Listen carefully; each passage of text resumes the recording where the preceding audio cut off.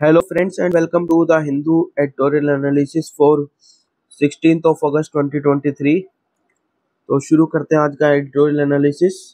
First editorial is from the ramparts. Narendra Modi ji speech was more self congratulatory than reflective. तो जो address किया है nation को पीएम साहब ने इंडिपेंडेंस डे पे, उसके रिगार्डिंग ये ऑथर ने यहाँ पे आर्टिकल लिखा है। और यहाँ पे ऑथर ने जो कुछ चीज़ें पॉइंट आउट की हैं ऑथर के अकॉर्डिंग, उनको एक बार देख लेते हैं। तो ऑथर ने बोला है the PM's speech was inspiring and optimistic at one level, but it was also more self congratulatory and exclusive than self reflective and unifying. तो ऑथर ने बोला कि सेल्फ कॉन्ग्रेचुलेटरी लग रही है। और ऑथर ने भी कहा कि ऐसा भी पहले पिछली बार भी जब इलेक्शन का टाइम से पिछले मतलब इलेक्शन ईयर से जस्ट जो पहले ईयर था उसमें जब स्पीच दी थी तब भी ऐसे ही लगा था और इस बार भी ऐसे ही लगा था, ठीक है ना। ऑथर ने कह रहा है his skilful oratory to conflate his own persona, कि अपनी पर्सनैलिटी को जो उनका खुद की वो है अचीवमेंट्स उनको उन्होंने एक तरह से यहाँ पे हाईलाइट किया है। The continuity in India's progress since 1947 is self evident as the daunting challenges of its present. वही कि जो प्रोग्रेस हो रही है वो दिख रही है वो और अपने आप है, और जो चैलेंजेस है वो भी मतलब सेल्फ एविडेंट है।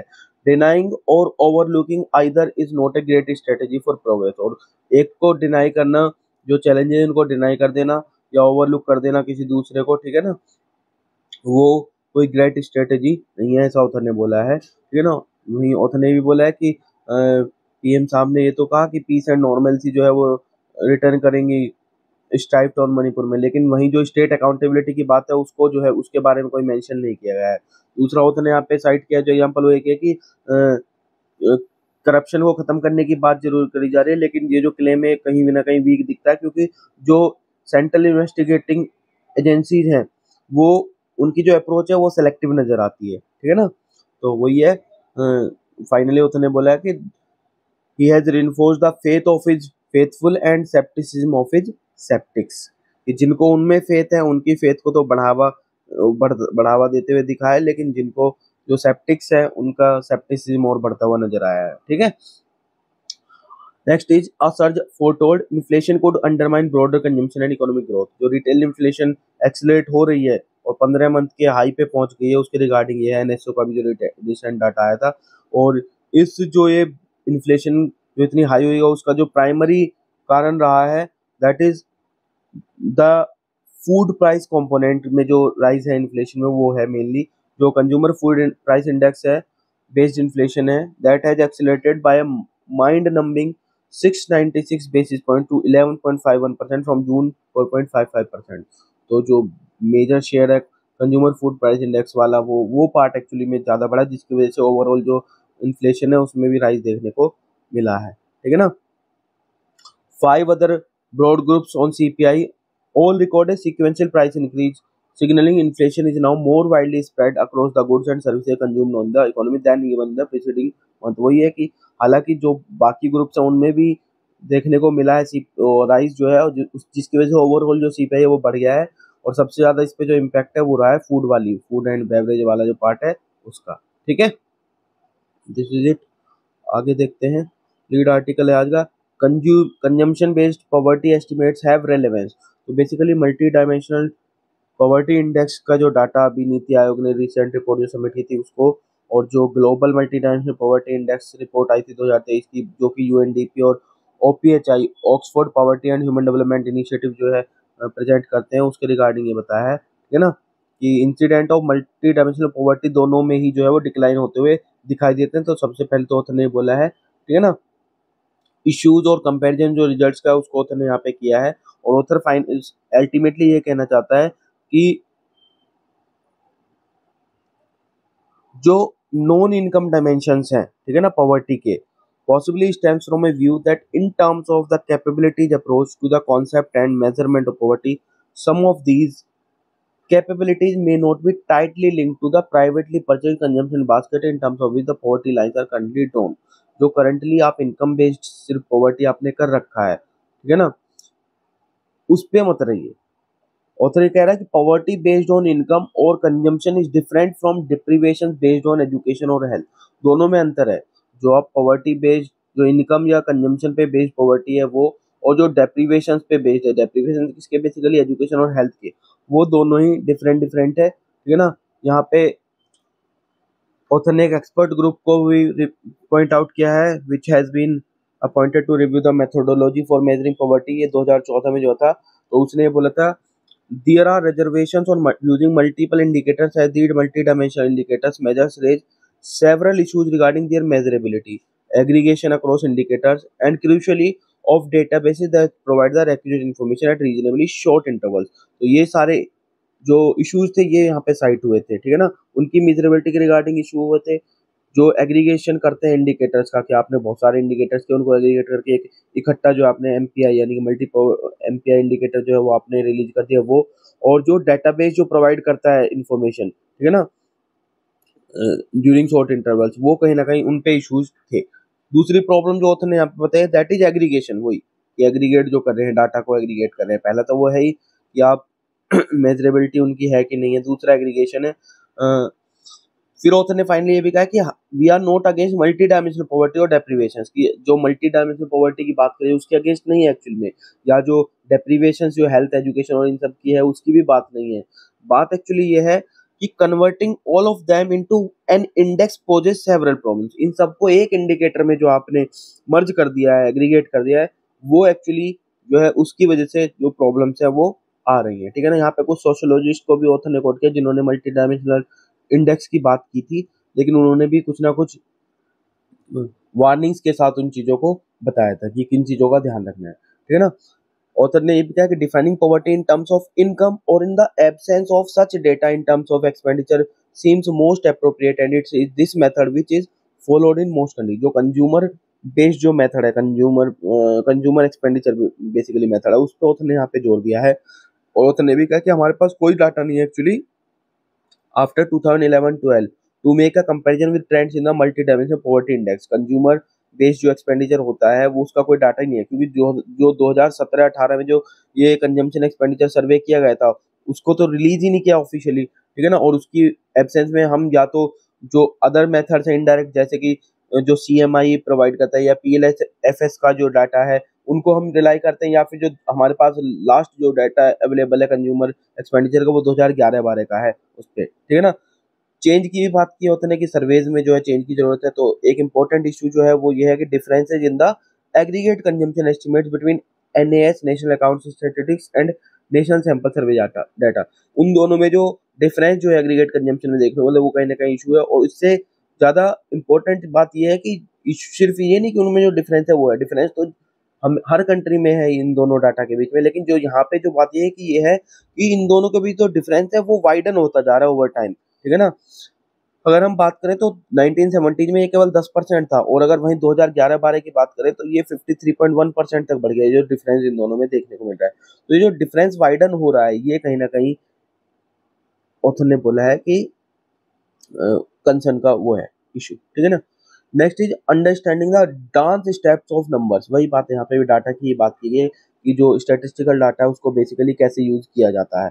As today's data obsessed world aspires to make data driven decisions on every bit of life and lifestyle, one has to determine how the Maya is woven and what that data might genuinely offer। माया यहाँ पे basically data को बोला गया है, जो data को पेश किया रिप्रेजेंट किया जाता है उसको यूज किया जाता है कि उसको किस तरीके से प्रेजेंट किया जा रहा है, और उस डाटा एक्चुअली वो डाटा ऑफर क्या कर रहा है, उस पे ऑथर ने यहाँ पे बात की है, ठीक है ना। ऑथर ने जो यहाँ पे मेनली जो मॉडल्स यूज किए हैं, ठीक है ना, उनकी बात की है कि ऐसा कोई भी मॉडल आप यूज किए वो एरर तो उसमें होंगे ही होंगे।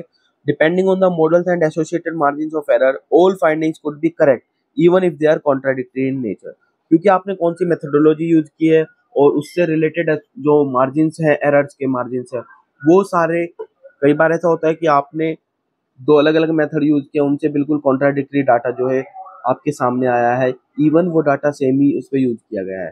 तो ये हो सकता है, ऑथर ने कहा है कि इट इज पॉसिबल, ये ऐसा नहीं है कि इसको आप नहीं कर सकते। Domain expertise necessary, generic statistical amplitude alone is insufficient so far as data analysis are concern. तो जो डोमेन एक्सपर्टीज है उसकी बहुत जरूरत है, और जो जेनरिक स्टैटिस्टिकल एप्टीट्यूड है वो खाली काफी नहीं रहेगा, ठीक है ना। एंकर टू ए मॉडल, वही वाली बात है कि how is it possible that the same data could lead to contradictory conclusions. तो दिस इज नॉर्मल, ये ऑथर ने बोला कि it is normal because statistical analysis rely on an underlying model to explain the pattern of the data, और वो model क्या follow किया उस पर डिपेंड करता है, ठीक है ना। फिर वो भी है कि डिसीजन मेकिंग जो प्रोसेस है वो हैवीली इन्हीं मॉडल्स पे डिपेंड करता है, और जो रेलेवेंट मैट्रिक्स यूज किए हैं उन पे, और जो एसोसिएटेड मार्जिन ऑफ एरर्स है उन पे कंक्लूजन वो ड्रॉ किए जाते हैं। तो उनमें ये हो सकता है कि कॉन्ट्राडिक्टरी जो है वो कंक्लूजन्स निकल के सामने आए, ठीक है ना। यहाँ पे ऑथर ने कुछ एग्जांपल्स भी दिए हैं जिनमें ऐसा हुआ है कि बिल्कुल कॉन्ट्राडिक्टरी जो है रिजल्ट्स वो सामने आए हैं। जब दूसरे एंगल से उसको चेक किया तो वहां पे जो है वो पता चला कि क्यों ऐसा हो रहा है, ठीक है। ओपिनियन में आज का था awaiting the age of moderation. तो मॉडरेशन यहाँ पे बेसिकली जो रिलीजियस वो है उनको बात की गई है, जो आइडियोलॉजी है उनसे रिलेटेड, और बेसिकली इस्लाम पे यहाँ पे इस्लामिक रिलीजन से बात की गई थी कि जो इस्लामिक जो आजकल इस्लामोफोबिया देखने को मिल रहा है कंट्रीज में, जैसे अभी रिसेंटली जो स्वीडन में हुआ था वहाँ पे कुरान की बर्निंग जो है देखने को मिली थी, और अभी जो है वहाँ पे स्कैंडिनेवियन नेशन पे जो है जो उनके स्पेशल एनवॉय थे उनको सस्पेंड भी कर दिया गया है। तो ऑथर ने यहाँ पे एक रीजन बताया कि one reason for this sort of Islamophobia to rage across the world is the failure of Muslim societies to question clerical interpretations that present Islam as an exclusivist and intolerant religion। जो क्लैरिकल्स हैं जिन्होंने interpret किया है उससे इस्लाम को ऐसे interpret कर रखा है कि वो एक एक्सक्लूसिविस्ट है और इंटॉलरेंट रिलीजन है, मतलब उसमें कोई भी मॉडरेशन के जो चांसेज हैं वो नहीं है, ऐसा जो है दिखाया जा रहा है। तो जबकि ऑथर ने यह बताया कि while Muslim supremacy is over A millennium old, Muslim supremacy ऐसा नहीं है कि वो कल की बात है, वो बहुत पुराना है, लेकिन जो आज की जो आज की जो जनरेशन में दिखाया जाता है it is mainly the mid 18th century religio political pact between Muhammad bin Saud 1687-1765 जो कि सऊदी किंगडम के फाउंडर थे, और Muhammad ibn Abd al Wahhab 1703-1792 founder of the modern Salafism. तो इन दोनों को आप याद रखेंगे, जो modern founder of Saudi kingdom में मोहम्मद बिन सऊद, और founder of modern Salafism was Muhammad ibn Abd al Wahhab, ठीक है ना। तो इन दोनों के बीच जो पैक्ट साइन हुआ था मिड 18 सेंचुरी में, बेसिकली उसको जो है ये मेनली प्रेवलेंस जो आज की जनरेशन में इस्लाम है वो इसको दिखाता है, ठीक है ना। तो फिर ऑथर ने ये भी कहा है कि जो सेक्रेटरी जनरल मक्का बेस्ड मुस्लिम वर्ल्ड लीग के थे वो मिस्टर मोहम्मद बिन अब्दुल करीम अल अलसा, वो एक्चुअली इंडियन विजिट पे थे और उन्होंने एड्रेस किया था इंडियन इस्लामिक कल्चर सेंटर को, और उसमें उन्होंने दो तीन चीजें बोली थी। पहली चीज ये कि जो टॉलरेंस है वो इस्लाम में इनहेरेंट है, पहली बात उन्होंने ये बोलती थी, और उसको हाईलाइट करने की जरूरत है because the etiological roots of the extremism exhibited by group such as the Taliban lie in their arrogant otherisation of the non Muslims as kafirs. कि जो ऐसे बताते हैं वो जो तालिबान है या एक्सट्रीमिज्म ग्रुप है वो एक्चुअली बेसिकली ये बोलते हैं कि जो नॉन मुस्लिम्स है वो काफिर है, लेकिन ऐसा नहीं है। जो कुरान में काफिर को एक्चुअली मेंशन किया गया है it is not a non Muslim, it is anyone who willfully rejects and suppresses truth or is ungrateful। वो कोई भी आदमी हो सकता है, चाहे वो मुस्लिम भी हो, वो नॉन मुस्लिम जरूरी नहीं है ऐसा कि वो नॉन मुस्लिम हो, वो कोई भी ऐसा आदमी जो willfully रिजेक्ट करता है और ट्रुथ को सप्रेस करता है वही काफिर है, ठीक है ना। It is not religious belief but thanklessness and repudiation of established fact that make a person as kafir. और किसी भी पर्सन को काफिर क्या बनाता है, जो थैंकलेसनेस की बिलीफ है वो, और जो एस्टेब्लिश्ड फैक्ट है उनको जो रेपुडिएट करने की जो टेंडेंसी है वो एक्चुअली काफिर बनाता है। और वो रिलीजियस बिलीफ नहीं है कोई भी कि काफिर जो है वो अगर नॉन मुस्लिम है तो वही काफिर होगा, ये ऑथर ने यहाँ पे हाईलाइट किया है। और जो ऑथर ने फर्दर ये भी बोला है कि मतलब जो यूएन जो सेक्रेटरी जनरल थे वहाँ के ये उसके, उन्होंने यूएन के नहीं सॉरी जो बताया था हमने MWL मुस्लिम वर्ल्ड लीग के, उन्होंने ये भी बोला है कि the Muslims today if Muslims today are in the dark about the philosophy of language and intentionality of the Quran, तो उसका कारण ये है the sectarian exegetes have distorted it beyond recognition. कि जो सेक्टेरियन या एक्सट्रीमिज्म वाले जो सेपरेटिस्ट है उन्होंने इसको एक तरह से बियॉन्ड रिकॉग्निशन उसको डिस्टोर्ट कर दिया गया है, ठीक है ना। वे फॉरवर्ड में उन्होंने ये बोला है कि जो इंटरप्रिटेशन है एक्चुअल में वो उसको सही से करने की जरूरत है, ठीक है ना। जैसे उन्होंने कुछ यहाँ पे एग्जांपल भी दिया कि किस तरीके से जो अरेबिक टेक्स्ट है कुरान को उसको किस तरीके से इंटरप्रेट किया गया अलग तरीके से, जबकि ओरिजिनल कुरान में ऐसा कुछ था भी नहीं। उसका एग्जाम्पलीफाई भी किया उन्होंने ऑथर ने कि कुछ वर्ड्स अपनी तरफ से जो ऐड करके जो उसको तोड़ मड़ोड़ के पेश किया जा रहा है। ठीक है ना। If the moderateness of Islam is to be successfully propagated across the globe, Saudi authorities must see to it that translations disseminated from their soil are re-examined and changed to reflect the original intent of the Quran.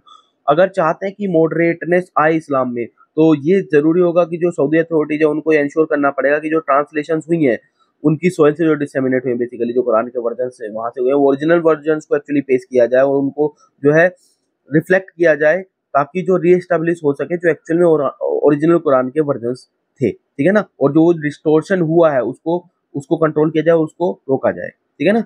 Moderation needs to be practice not just by members of any one community. और फिर further author ने ये भी कहा कि moderation ये नहीं है कि सिर्फ वन कम्युनिटी को, किसी पर्टिकुलर कम्युनिटी को करना है, मॉडरेशन सभी को जरूरत है, ठीक है ना।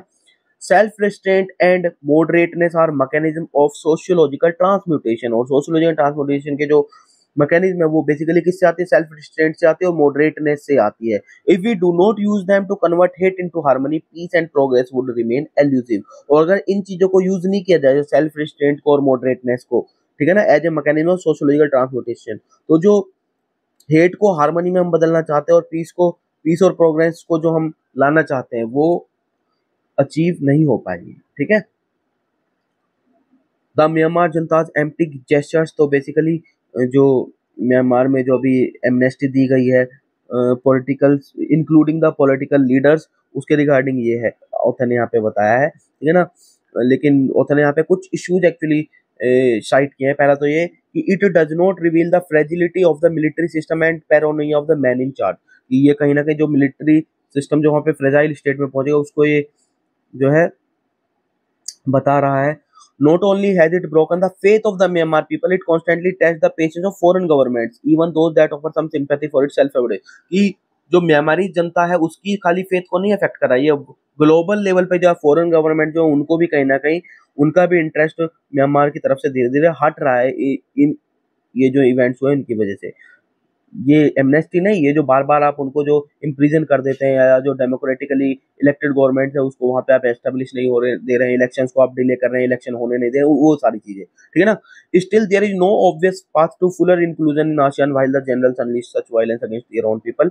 The extension of the state of emergency and postponement of hypothetical elections will further invigorate resistance forces hoping to steadily weaken the army's grip of power. वही बात है जो मैंने बताई कि ये जो इश्यूज हैं ये कहीं ना कहीं ये दिखा रहे हैं। तो जनता's leader reportedly told the National Defense and Security Council that elections couldn't be conducted due to continued fighting several regions। ये रीजन दिया जा रहा है कि ये जो फाइट सेवरल हो रही है इनकी वजह से इलेक्शन नहीं हो रही, लेकिन रियलिटी क्या है, रियलिटी ये है, reality for the general fortified compounds is that any poll could further embarrass them. क्योंकि पोल होंगे तो जाहिर सी बात है उनका जो से है वो घटेगा और उनकी पावर वहां पे डिमिनिश होगी। They can not even reliably rig the national vote, क्योंकि अगर वोटिंग होगी तो कहीं ना कहीं वो अगेंस्ट ही जाएगी, इस वजह से इलेक्शन नहीं दे रही, ये रियल रीजन है।